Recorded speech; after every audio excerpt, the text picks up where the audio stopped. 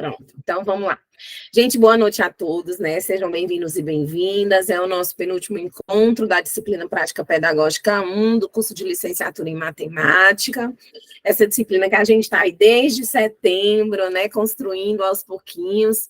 Vamos aí terminar com 12 semanas juntos, né? De atividades, propriamente semana por semana. Mas ainda vamos ter, no final da semana que vem, a gente finaliza com a avaliação, como eu passei para vocês, o informativo lá no grupo, espero que vocês tenham recebido no Moodle. O que acontece? Eu conversei com o Rafael e aí a gente decidiu que, de acordo com aquele cronograma que eu tinha passado para vocês, na semana que vem, vocês deveriam realizar outra avaliação presencial. Mas aí eu conversei com o Rafael e nós acordamos que vai ficar só com aquela que a gente realizou logo no começo da disciplina. E essa semana agora, a semana que vem, vocês vão fazer uma avaliação online, um questionário que eu vou montar online para vocês fazerem no próprio Moodle, tá? Então, não se preocupem que da minha disciplina, vocês não vão ter mais nenhum encontro presencial, ok? A ideia de hoje, né, a gente vai trabalhar naquele mesmo ritmo que a gente já está trabalhando.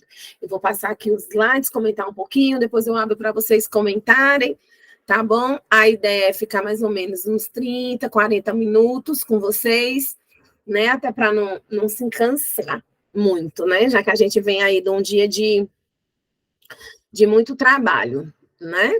Como vocês estão aí, que estão caminhando para o final, é só a minha disciplina que está terminando ou tem todas as outras que estão terminando também?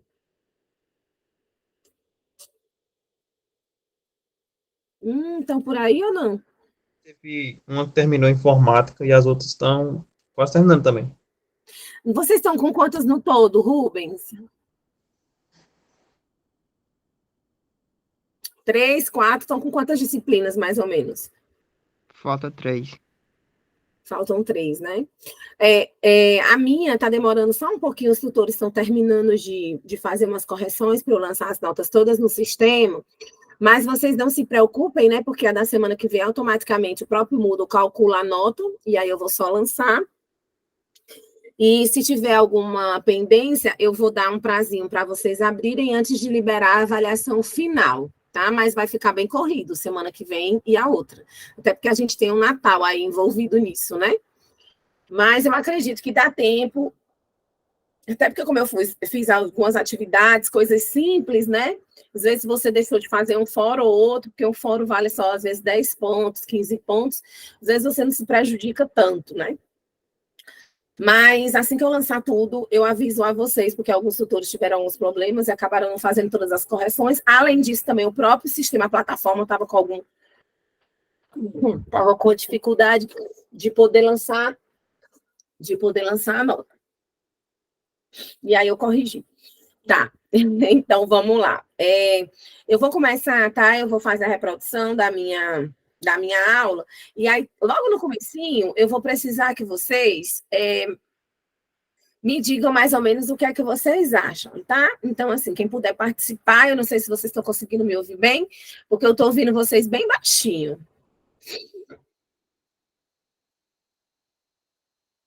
Deixa eu tentar aqui.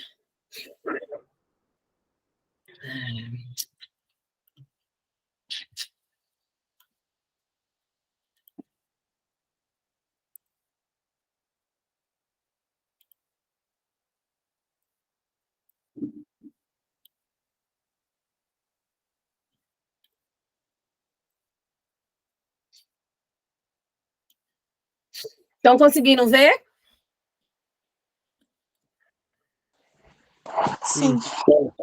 Pronto, agora eu ouvi, eu não estava ouvindo antes, não. Tá, vamos começar olhando essa imagem, tá? Me digam aí o que é que vocês acham dessa imagem. O que é que vocês conseguem identificar dessa imagem?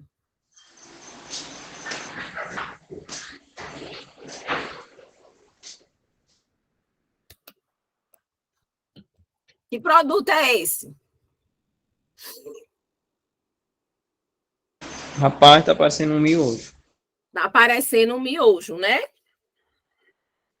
Agora, você está fazendo a associação porque você lembrou da embalagem do miojo daqui, né? Mas vamos supor que você não conheça o miojo. Você consegue ler essas palavras, saber o significado dela?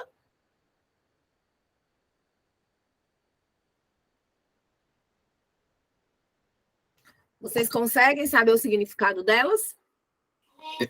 Só instantâneo. É a única palavra. Isso. Mas, certo. E com relação aos números? O que é que vocês identificam aí?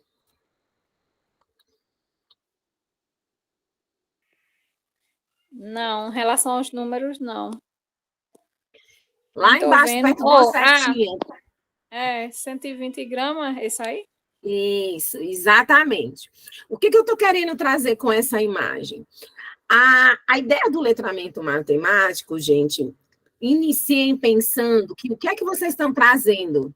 Vocês trazem a vivência de vocês, né, do cotidiano, atrelada a uma história, a uma cultura. Vejam que, independente do local, o número vocês conseguiram identificar, 120 gramas, porque algumas coisas dessas são padronizadas, né, a nível nacional, independente de onde você esteja, tá? Então, o que a gente vai trabalhar hoje? A gente vai trabalhar sobre essa questão do letramento matemático, né? É claro que sempre que a gente fala assim nas nossas aulas, a gente vê, né, que tudo aqui ainda é muito uma introdução, até porque vocês estão no primeiro semestre do curso, né?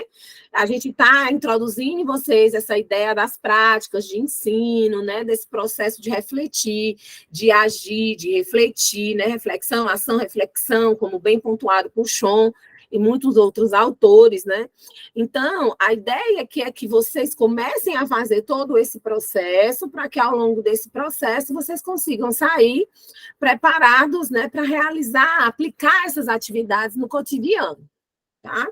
Então, o letramento matemático, a gente escuta normalmente falar muito do letramento voltado mais para a área da língua portuguesa, mas o letramento matemático também ele ganhou muita importância nos últimos anos e vem se divulgando, né, disseminando aí no meio acadêmico, nos estudos, né? A gente tem aí a BNCC, que no texto que eu compartilhei traz isso, a gente vai ter o PISA falando sobre ela, a gente vai ter a Organização Mundial, né, a OCDE aí também falando sobre ela. Então, assim, é importante que a gente tenha essa leitura inicial sobre esse tema, tá?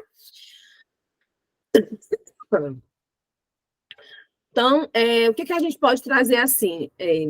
O letramento matemático, é importante a gente dar uma conceituada nele, né? É preciso conhecer a definição dessa palavra letramento, né? Buscar compreender onde é que ela se insere dentro do contexto da educação. Então, o termo letramento, gente, ele é definido numa perspectiva muito mais pedagógica. Como o quê? Como o resultado da ação de ensinar ou de aprender a ler e escrever. Isso eu estou me referindo ao letramento, não um letramento matemático, ao letramento em si. Então, é esse resultado dessa ação de ensinar ou de aprender a ler e escrever, ou o estado ou a condição que adquire um grupo social ou um indivíduo como uma consequência da sua utilização da escrita. Outra informação que é importante a gente saber é que o letramento, né, e a alfabetização, elas são duas coisas que são assim, que a gente acha que elas são iguais, mas elas não são iguais, elas se diferenciam, tá? Diferente da alfabetização, do que a gente acredita sem alfabetização ali, aquele processo de leitura, de escrita, de conhecer os números, as letras, o letramento, ele vai acreditar nessa capacidade da gente usar a leitura e a escrita como uma prática social. Então, independente de ser o letramento matemático, ou o letramento voltado mais para a língua portuguesa, ou até um letramento digital, nós estamos falando desse processo de leitura, desse processo de escrita, vinculado a uma prática social, tá bom? Deixa eu só dar uma olhada aqui, se alguém pediu para participar, porque às vezes ele não mostra para mim. Estão vendo ainda? Estão vendo?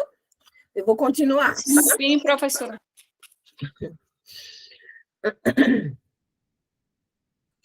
Então, assim, segundo lá, quando a gente já entende, né, o que é letramento, e a gente entende o que é letramento, a gente entende o que é letramento, entende a diferença de letramento para alfabetização, então a gente tem que passar já para o processo de pensar, de fato, o que é o letramento voltado para a nossa área, né, a área que vocês estão estudando aqui no curso, que no caso vai ser o letramento matemático, tá? Aí a gente vai ter o estudioso da área, que é o Pellatieri, ele fala que o letramento matemático é essa relação da matemática com as outras práticas diferenciadas, né, que vão resultar em diversas outras matemáticas. Parece uma coisa complexa, mas não é. Então, o que é isso acontece? O que ele quer com isso? Ele quer, desse modo, que o estudante utilize suas competências matemáticas ao se deparar com os desafios do futuro. Então, onde que a gente vai aplicar essa matemática dentro do cotidiano? Para que ela serve? Tá certo? Então, sendo assim, o que acontece? Sendo assim, quando a gente consegue compreender, quando a gente percebe a aplicabilidade matemática dentro dos desafios do nosso futuro, a gente se torna capaz de analisar, de julgar, de comunicar, de formular, de resolver problemas matemáticos, né, em várias situações, ou seja, de compreender o papel que a matemática vai representar aí para o mundo.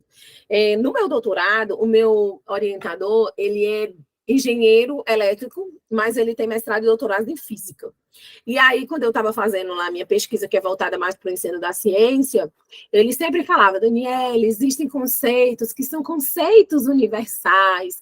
Então, a matemática, né, que é uma ciência, né, a língua portuguesa, que ela vai se aplicar só em determinados locais, né, que estão relacionados a ela, mas muito a ciência, muito a matemática, são conceitos que são universais, que se aplicam independente do país, né?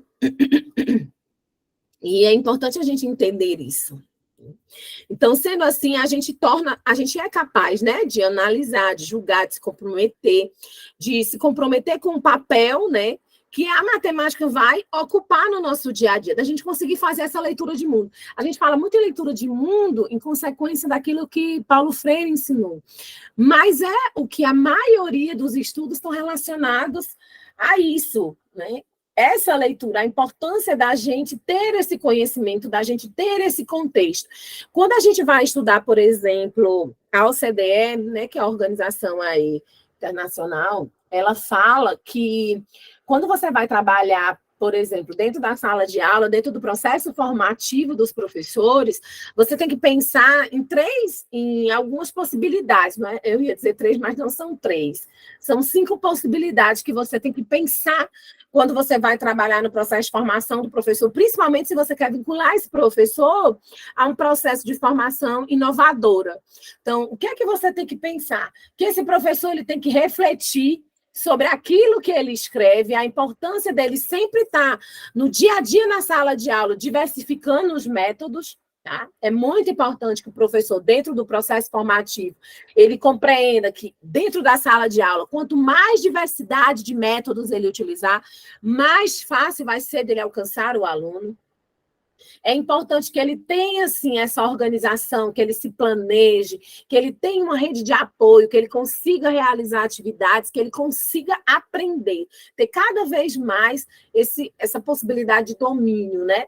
E aí esse domínio de conteúdo está muito atrelado ali da gente pensar que o conteúdo, como é a ideia do letramento, ele perpassa essa ideia de você trazer uma disciplina só estanque, como se a disciplina não se misturasse com outras disciplinas, né? E elas se misturam. Então, você tem aí combinar metodologias, trazer conhecimento, pensar em conteúdos que sejam transversais, que possibilitem aí você desenvolver práticas que são inovadoras, lembrando que inovação não está só atrelada à tecnologia, né? Você tem que ter um contexto. Então, qual é a realidade desse aluno, tá, gente? Qual é a realidade que esse aluno está inserido?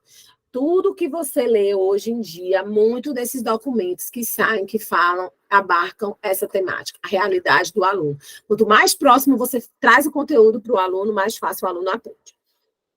E aí, voltando aqui, quando a gente traz essa questão do letramento matemático, a gente tem que pensar em 3 possibilidades. Está até aí no slidezinho, né? A compreensão da matemática, que é muito mais do que cálculo, e a importância da comunicação. O que a gente quer dizer com isso? A gente quer dizer assim, que é importante que o aluno compreenda como ele deve usar, interpretar e criar a linguagem da matemática dentro do seu contexto.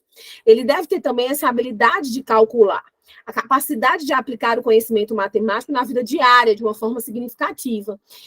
E, por fim, o letramento matemático também envolve essa comunicação de ideias, tanto ideias matemáticas como de outras, né? E dessa ideia matemática para você passar para o outro, essa compreensão do conhecimento.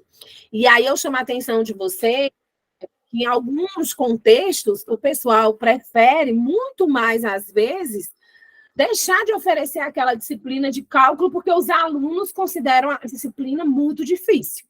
Deixa eu só beber um pouquinho de água aqui, que a minha garganta está falhando.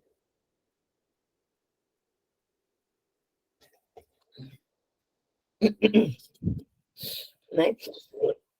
Então, é como se assim, por exemplo, em alguns cursos, o pessoal faz assim, os alunos estão com dificuldade de... Os alunos lá... Isso aconteceu recentemente com a gente no curso. Não de vocês, mas em outro curso, um curso que eu conheço do IF, que tem curso lá de computação, os alunos estavam com dificuldade, reprovando muito em cálculo. Então vamos tirar cálculo que resolve o problema.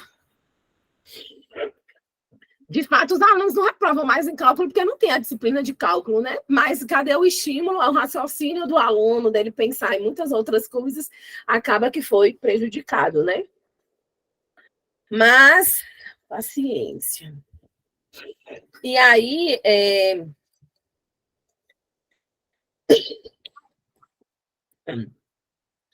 uma boa que a gente pode dar, tá, gente, para essa questão do letramento matemático, é uma definição até que foi feita pela OCDE, e que ela traz exatamente o que sobre letramento matemático? Ela diz que o letramento matemático é a capacidade do indivíduo de formular, de empregar, de interpretar a matemática em uma variedade de contextos. Isso vai incluir o quê? Vai incluir raciocinar matematicamente e utilizar esses conceitos, esses procedimentos, esses fatos e essas ferramentas matemáticas para descrever, para explicar e para predizer fenômenos.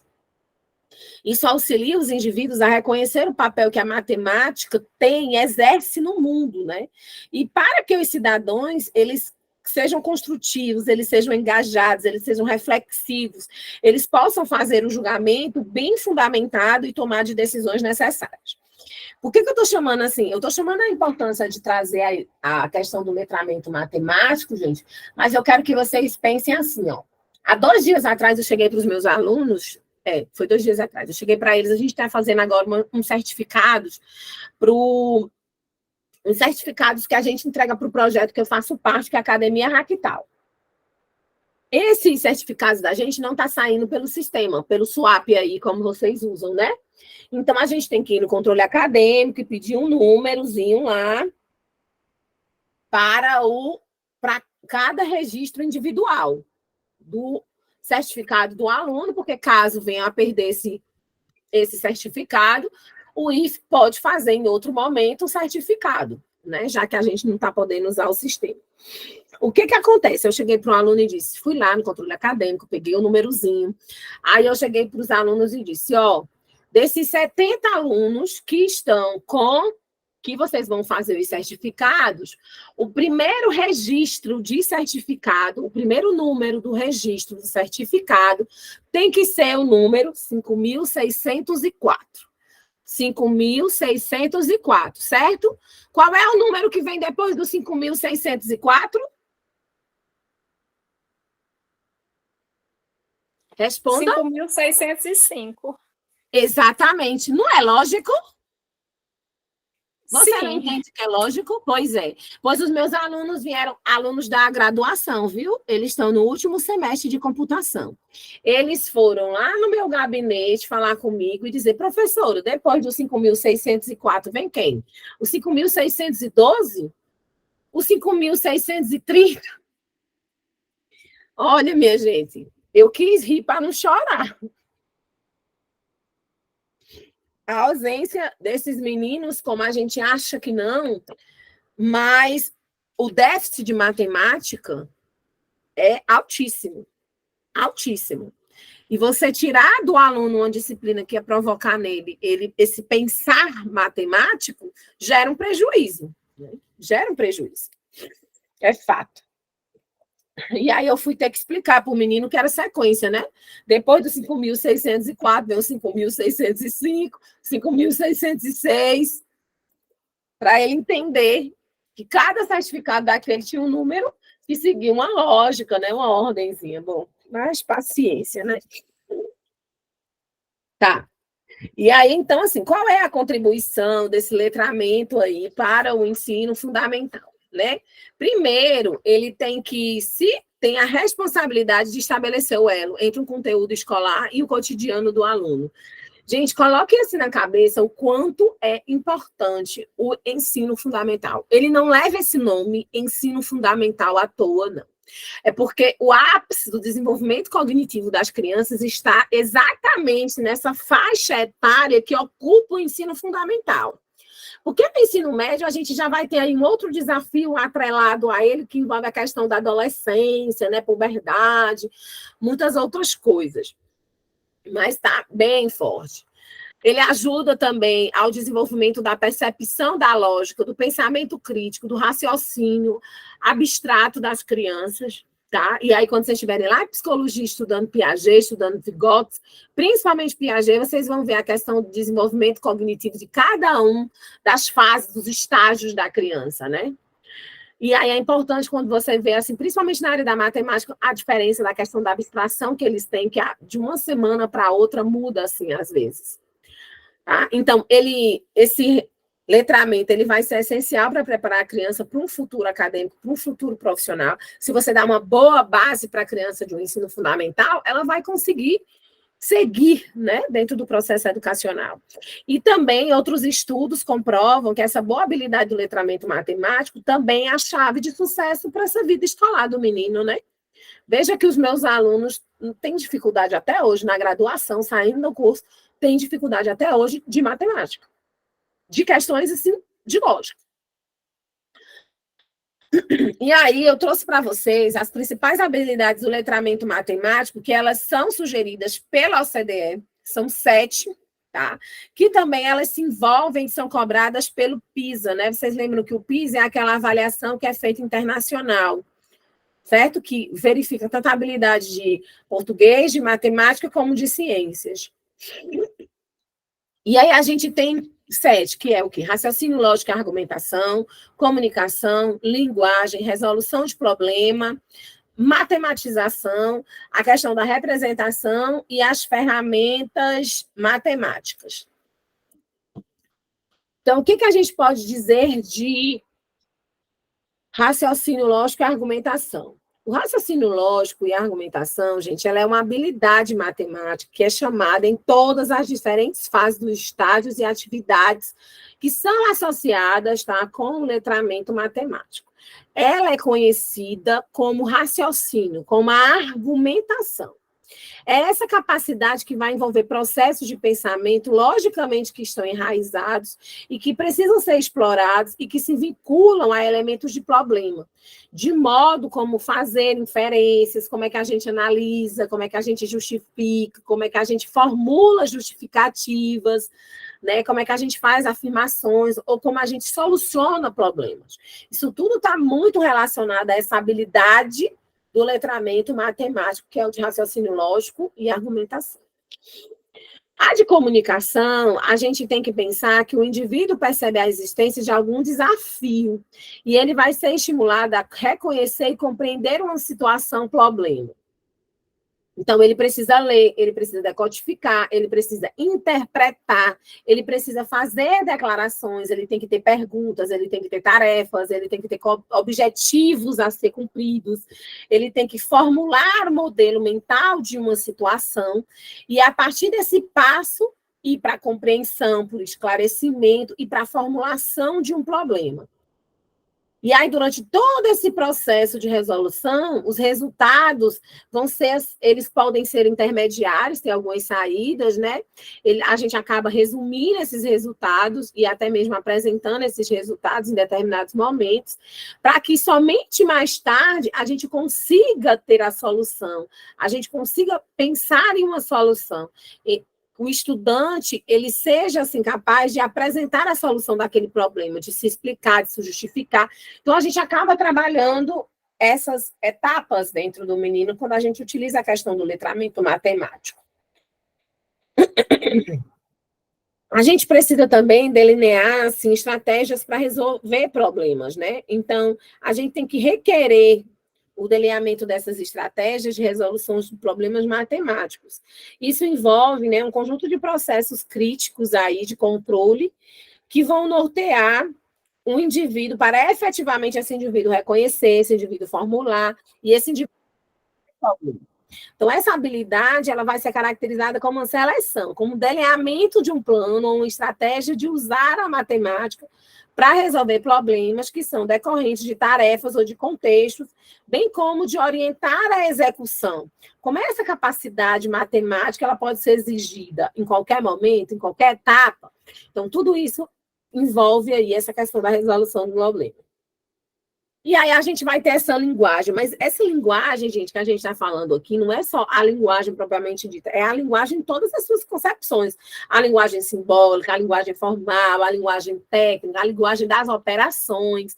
Então, tudo isso está envolvido aí. É necessário que o aluno compreenda, interprete, manipule, ele faça uso de expressões simbólicas dentro do contexto matemático, né?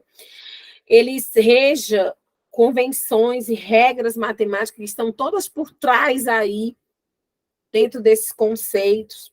Isso também vai envolver, gente, a compreensão, a utilização, né, os construtos formais que são baseados em definições, em regras, sistemas formais, bem como utilizar os algoritmos. Por isso que eu me preocupei quando os meus alunos lá de computação tiveram déficit de matemática e não sabiam uma sequência dessa, porque eles veem muito algoritmo.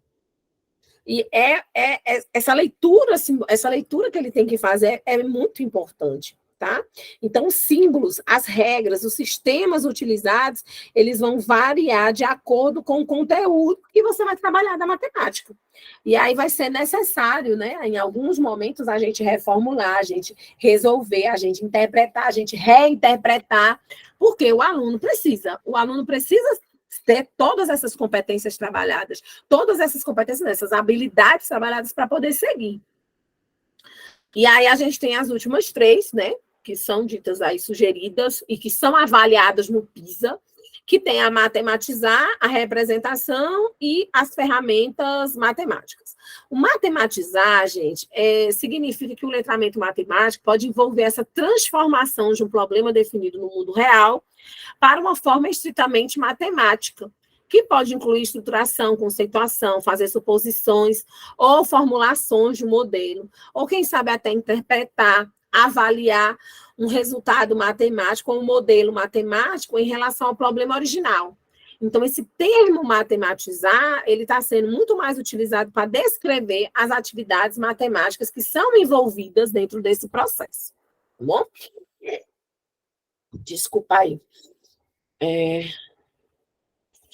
O que é a representação? A representação no letramento matemático, ele vai envolver essa questão, frequentemente, das representações dos objetos e das situações matemáticas. Isso vai impossibilitar a questão, isso possibilita, né, isso implica, na verdade, na seleção, na interpretação, na tradução, né, no uso dessas representações para capturar situações, para a gente interagir, né, para a gente ver o problema. Por exemplo, essa capacidade que a gente tem de pegar números e transformar em gráficos, em tabelas, em diagramas, em figuras, em equações, essas leituras que a gente consegue fazer e, consequentemente, essas representações. E, por fim, aí, essas ferramentas matemáticas, elas são o quê? Elas são essa possibilidade da gente compreender os instrumentos com as suas medidas, seja com o uso de computador, seja com o uso de calculadora, tá? Então, ela é uma habilidade que vai envolver conhecer e estar apto para lidar com as várias ferramentas que nós podemos utilizar no nosso dia a dia para nos auxiliar a resolver essas atividades matemáticas, tá? Bem como também ela nos ajuda aí a superar as nossas limitações, porque às vezes a gente tem algumas limitações. E aí esses instrumentos, eles dão todo esse suporte e isso é muito bacana. Imagina se a gente tivesse que fazer cálculos em números enormes, hoje se a gente não tivesse uma calculadora ou não tivesse um computador, né?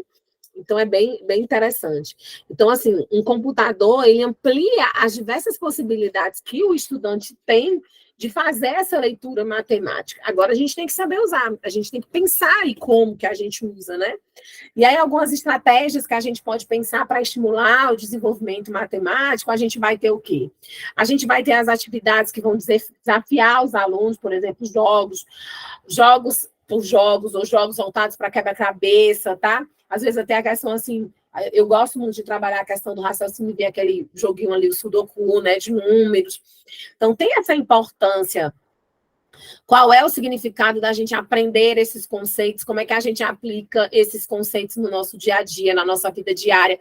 Lembra daquele aluno que eu contei para vocês que quando eu fazia a faculdade de pedagogia lá na Federal do Ceará, o meu professor orientador, ele sempre comprava um pastelzinho de carne lá do menino, de um alunozinho que vem, de um menino que não era aluno da universidade, né? Ele era aluno de uma escola pública, e ele, na verdade, ele não estava nem estudando, ele tinha largado a escola para vender esses pastéisinhos de carne lá dentro da universidade.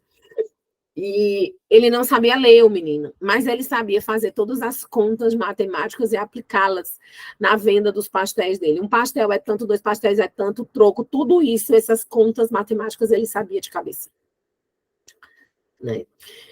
A outra ideia é a gente ter essa possibilidade de ver esses vários recursos, de utilizar vários recursos. A gente tem que pensar que a matemática, ela está dentro de vídeos, né, nas músicas, a gente encontra ela nos livros. Então, quanto mais a gente tornar essa matemática mais envolvente, mais aplicada, a gente acaba conquistando os alunos.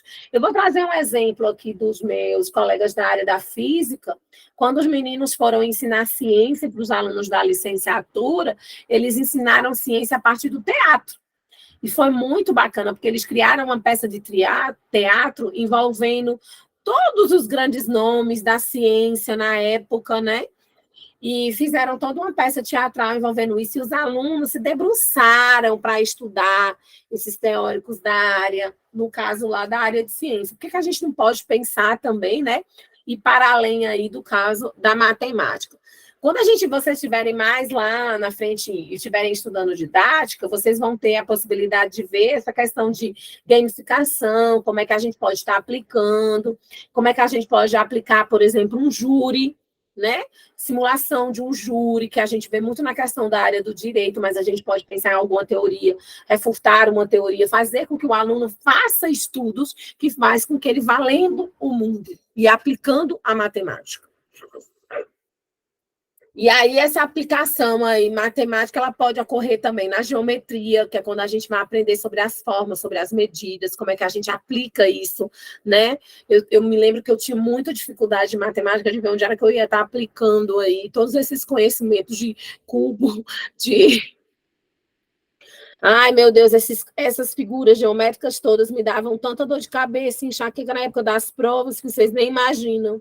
Aí, esses dias, a gente estava usando a impressora 3D que o IFE tem lá.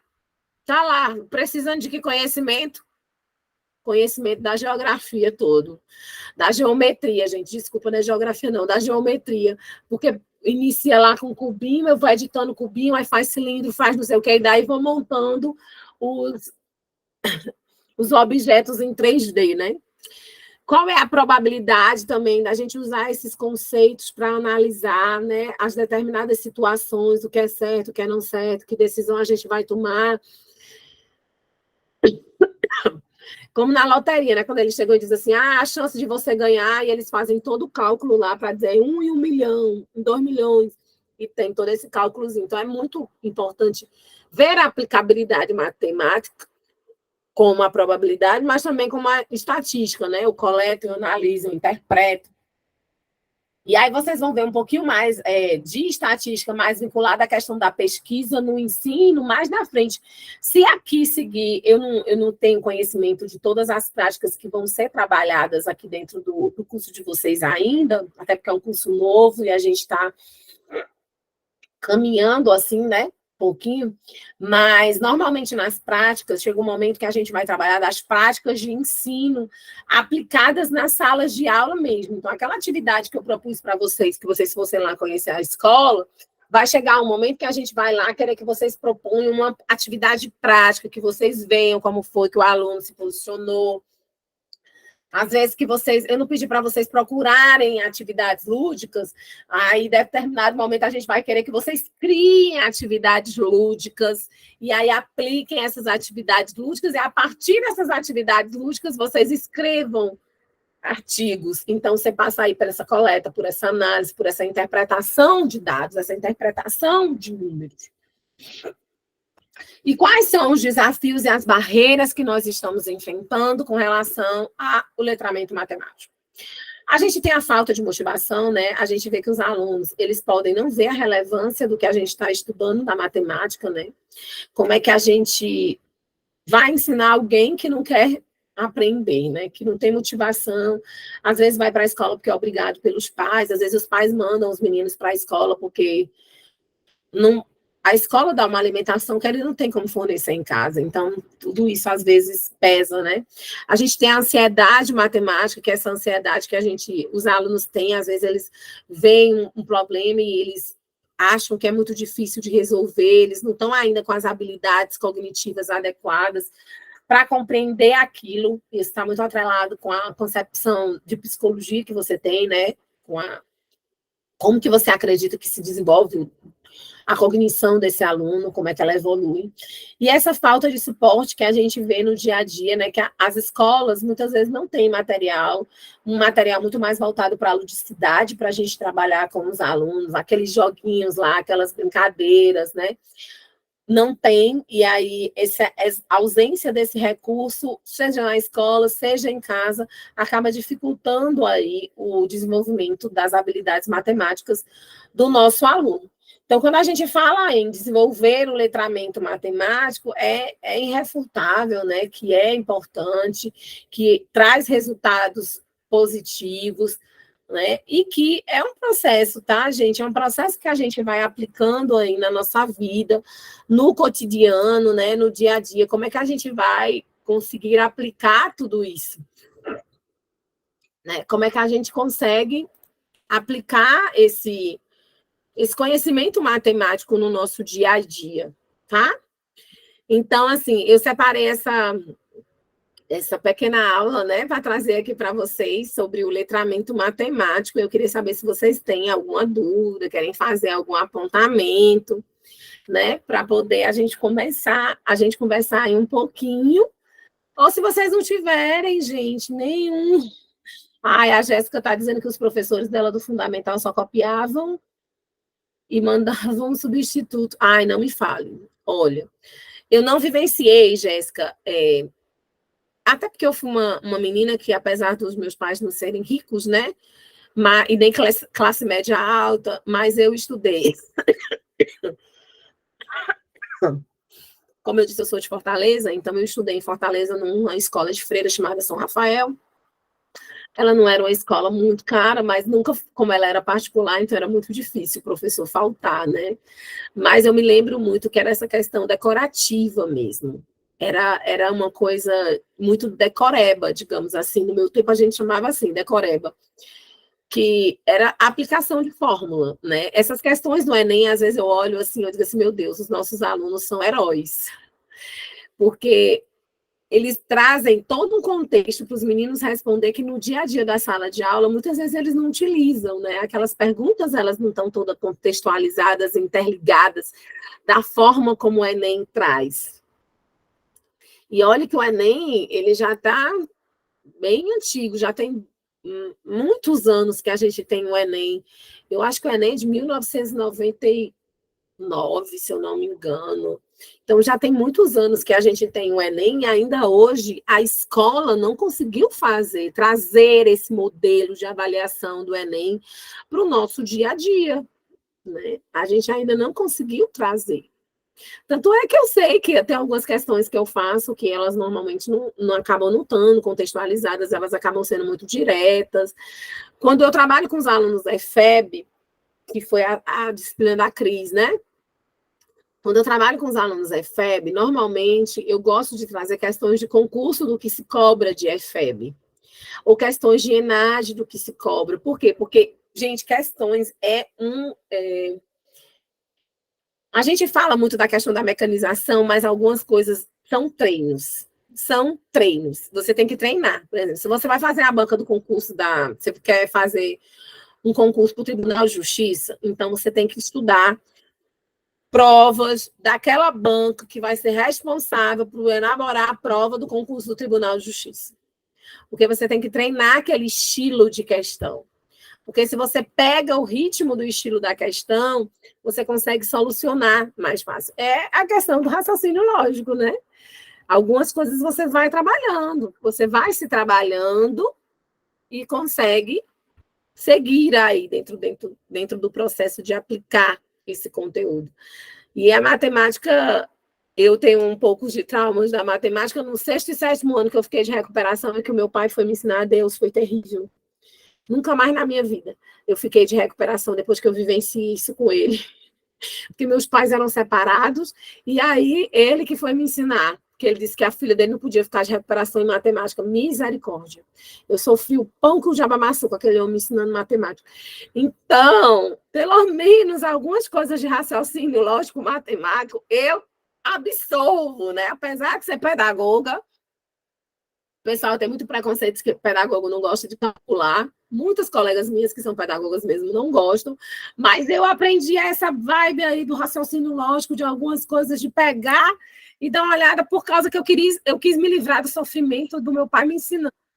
Porque misericórdia, eu sofri demais com ele me ensinando no 6º e no 7º ano. Fiquei traumatizada, muito traumatizada. Sofria demais. Não vou nem dizer o que ele me chamava. O bullying estava dentro de casa, não era fora de casa, não, minha gente. Era dentro de casa o bullying. Deus é mais, não gosto. A Jéssica está só rindo. É, minha filha, mas é assim mesmo. E esse problema aí que vocês citaram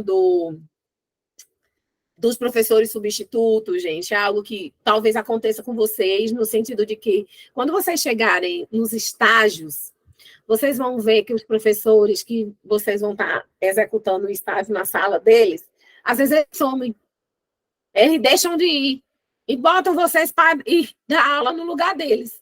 Porque eles não pagam vocês são obrigados a cumprir pela legislação, entendeu? E aí eles faltam, eles deixam vocês cuidar da sala sem aparecer. Isso acontece muito. Muito.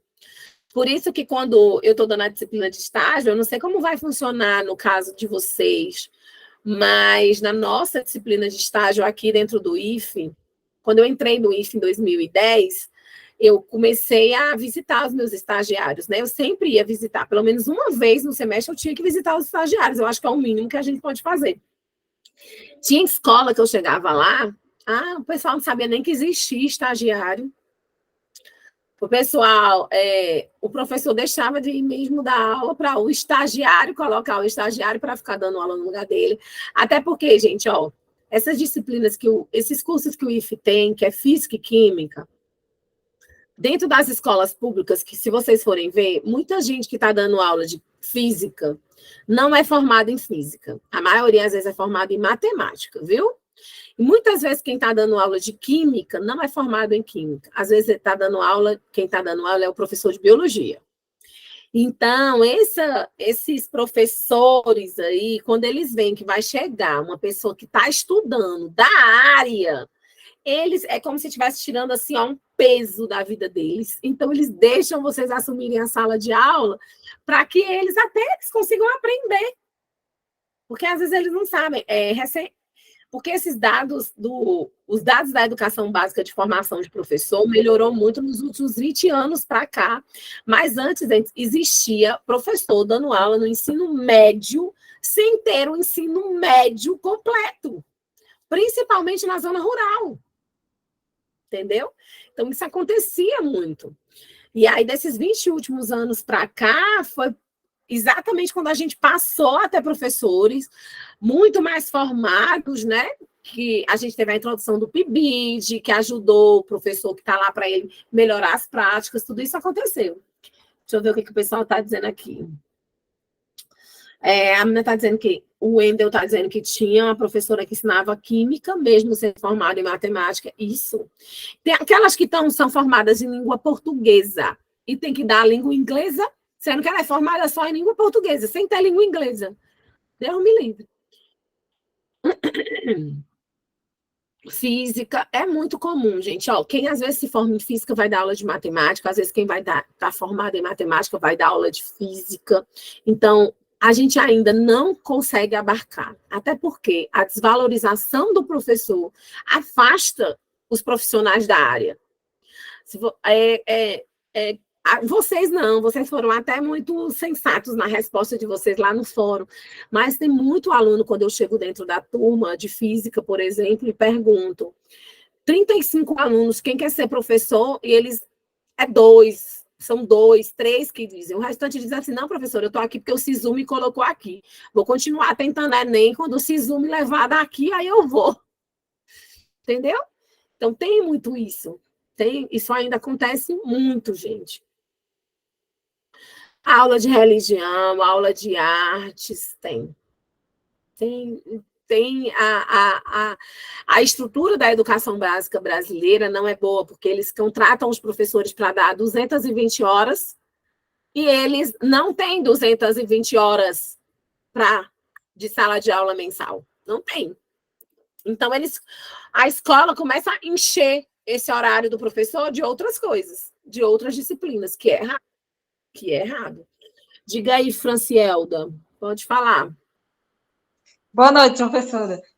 Eu estava conversando com um colega esses dias e ele estava falando sobre essa situação. Ele é formado em biologia, mas para completar a carga horária, ele teve que pegar outras disciplinas que realmente ele não se formou naquela área, não se preparou para, por exemplo, ensinar matemática mesmo. Matemática, física, já no ensino médio, e ele está levando, porque tem que cumprir essa carga horária, e realmente, como você colocou aí, eu tive uma professora no ensino médio que ela tinha muita dificuldade com matemática, mas ela estava ali ensinando matemática, e assim, é ruim porque o aluno que perde, né? No fim de tudo, o aluno que sai prejudicado. Fica muito prejudicado, muito, sem sombra de dúvida, gente. Prejudica muito o aluno, e prejudica até a saúde mental do próprio professor, né, gente? Porque o professor também se frustra de estar ensinando algo que ele não se sente preparado para ensinar. Uma das grandes frustrações com a BNCC está relacionada a essas novas disciplinas que existem de você criar, como, por exemplo, aquela de relacionamento, que está voltada para o projeto de vida, né? Que tem a disciplina projeto de vida, que vai traduzir, você tem que traçar um plano de vida, como é que você vai seguir esse caminho e tal. E eu quero chamar a atenção de vocês que dentro da legislação relacionada a isso, essa disciplina pode ser dada para qualquer professor. Por qualquer professor. E uma das coisas que eu questionei dentro do IFE, quando eu estava, antes de eu sair para o doutorado, né, porque eu voltei agora, no final de abril, começo de maio. Então, os projetos de curso foram reformulados no ano passado, eu não estava no IFE. Mas o que eu questionei muito a eles foi exatamente isso. Como é que você tem uma disciplina, projeto de vida, que pode ser dado por qualquer professor, até o professor de matemática, de física, de química pode dar, e nós não preparamos o nosso aluno para essa disciplina. Entende? Eu não estou querendo dizer assim, é porque o pessoal ainda está muito na vibe de brigar para que se acabe com a BNCC, de brigar para que se acabe com o ensino médio que existe aí. Mas só, gente, que ele está acontecendo. Eu não estou querendo dizer aqui que você tem que não lutar para que melhore, para que mude ou para que acabe. Mas a gente, enquanto instituição de ensino superior que prepara o professor para a sala de aula, esse profissional tem que sair preparado para lidar com o que vai ser cobrado. E o que é cobrado hoje é a BNCC e o novo ensino médio, certo? Não significa dizer que nós não vamos, ao longo do curso, possibilitar debates, palestras, fazer fóruns, fazer, seja abaixo assinado, sabe? Nada impede. Mas, se omitir, tirar do processo formativo do aluno isso, porque eu não concordo, isso está errado. Porque o teu aluno vai ser cobrado. Entende? O aluno vai ser cobrado. Quando vocês saírem para o mercado de trabalho, não tenham dúvida, gente, as escolas estão atuando com a BNCC, as escolas particulares todas estão atuando com a BNCC. Você tem as escolas particulares, as públicas, elas podem não estar totalmente, mas elas têm que seguir. Tem que seguir a BNCC. Tem que seguir. Então, dentro desse curso, vocês têm que estar preparados, têm que sair preparados para lidar com ela. Se no decorrer do curso acabar, a gente tem que oferecer, ainda dentro do curso, através de disciplinas optativas, a melhoria do currículo. É para isso que servem as optativas. Para isso que a gente tem colegiado, para isso que a gente tem NDE, para discutir e promover isso. Mas deixar de oferecer, deixar de preparar vocês é inadmissível. Isso eu sou totalmente contra, né? Mas, às vezes, a gente é voto vencido, né? Dentro dos projetos aí, a gente, às vezes, é voto vencido. Ah, porque eu não concordo, eu sou meio assim. Eu não quero saber se você concorda ou não, meu filho. Tá, é lei, tem que cumprir. Paralelamente, eu posso estar discutindo aqui, mas eu vou ter que preparar você para seguir o caminho. Vou ter que botar você para ler a BNCC, ver quais são as habilidades que a BNCC descreve para o ensino fundamental voltado para matemática. Vocês têm que saber, nessa disciplina aqui, vocês ainda não veem isso, mas mais na frente vocês têm que parar para ver o que a BNCC fala de matemática para a educação infantil, para o ensino fundamental, para o ensino médio, como é que ela acredita nesse aluno que vai sair dessa educação básica e como a gente, enquanto professor, vai preparar esse aluno. Então, essa reflexão toda, ela tem que existir. Porque a gente vai ser cobrado por isso, vocês vão ser cobrados por isso. Entende? Então, eu acredito muito nisso. Não significa dizer que eu concorde com tudo que está ali dentro da BNCC, né? Não concordo, mas eu tenho que preparar você para aquilo que você vai ser cobrado. E hoje a gente tem que ser muito realista, e hoje vocês vão ter, né? Quem quiser fazer vai ter muita oportunidade de emprego via concurso. E os concursos cobram o que está na lei. Então, não tem saída, tá?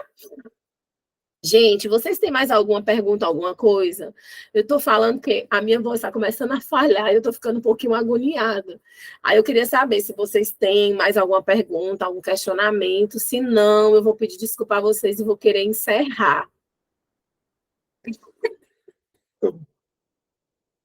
Digam, tem mais alguma coisa, gente?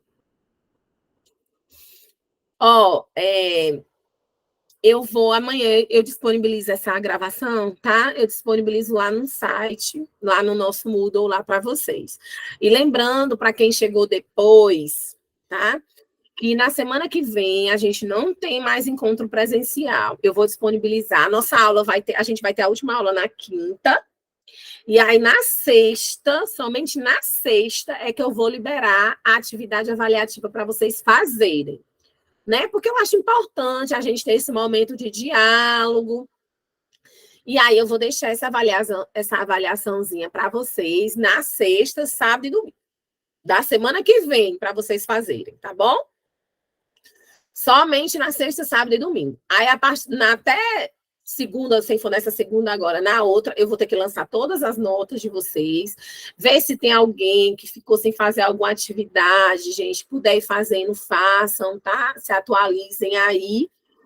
E aí, a gente tenta finalizar a nossa disciplina antes do Natal, né? Para ver se todo mundo já fica de férias, fica de boa, sem pensar em disciplina nenhuma no Natal, por favor, tá? Então, vou dar uma boa noite para vocês, vão se cuidar, tá? Eu também vou me cuidar aqui, tomar meus remédios. E a gente se vê na semana que vem. Qualquer coisa, gente, que vocês precisarem, passem zap, pode passar e-mail, tá bom? Eu estou sempre assim à disposição. Às vezes eu não respondo na mesma hora, mas quando eu posso, eu respondo, certinho? Então, boa noite, se cuidem, e vou fechar aqui, vou parar a gravação.